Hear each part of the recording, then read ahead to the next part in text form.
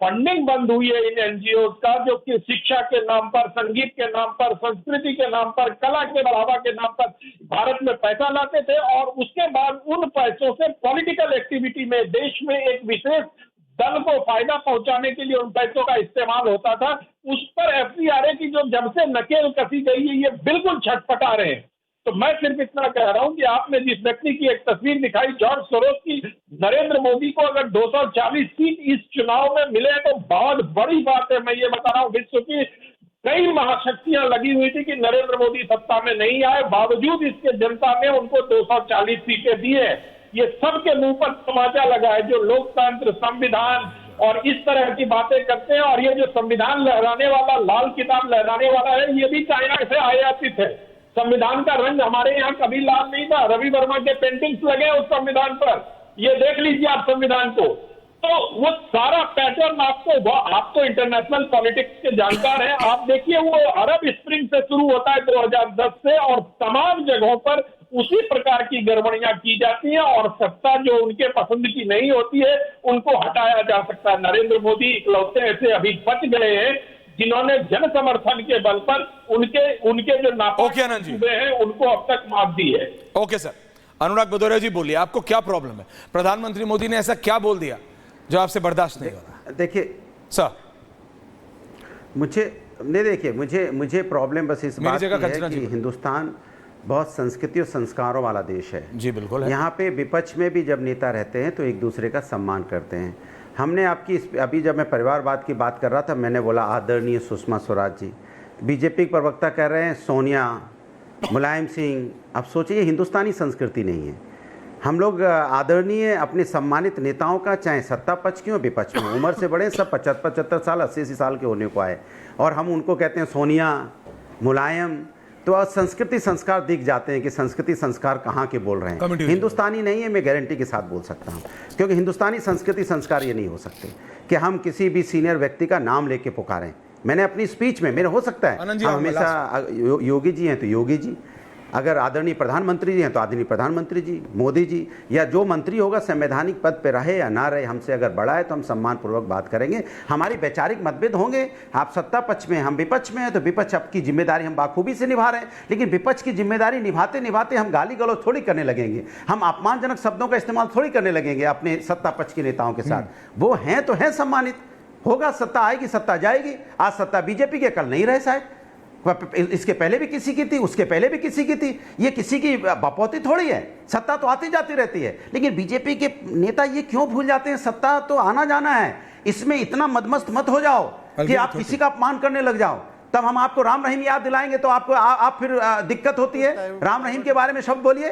255 दिन आप जब तक की सजा मिली है, जितनी दिन की उसको सजा मिली है, 255 दिन तक तो मार रहा है। अगर मैं गलत हूं तो करेक्ट कर दीजिएगा।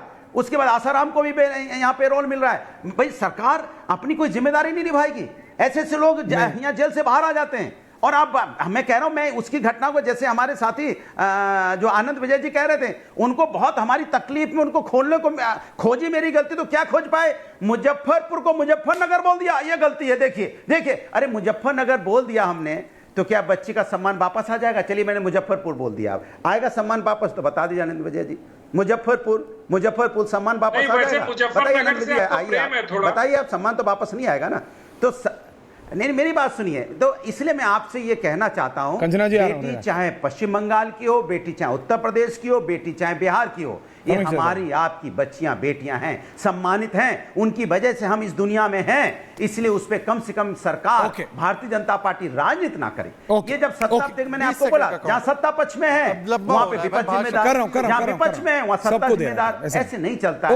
और जहां तक प्रधानमंत्री जी के भाषण की बात है, मैं तो ये चाहूंगा, ज्यादा नहीं, 2.5 मिनट कि प्रधानमंत्री का भाषण हमेशा से रहता है, लेकिन उस पर कोई अमल नहीं होता है। बीजेपी बोलती बहुत अच्छा है, लेकिन ना किसानों का सम्मान होता है, ना युवाओं का सम्मान होता है, ना महिलाओं का सम्मान होता है, ना बेरोजगारों को रोजगार मिलता है, ना भ्रष्टाचार खत्म होता है, और ना ही यहाँ पे जो Bharatiya Janata party so called परिवारवाद बोलती है।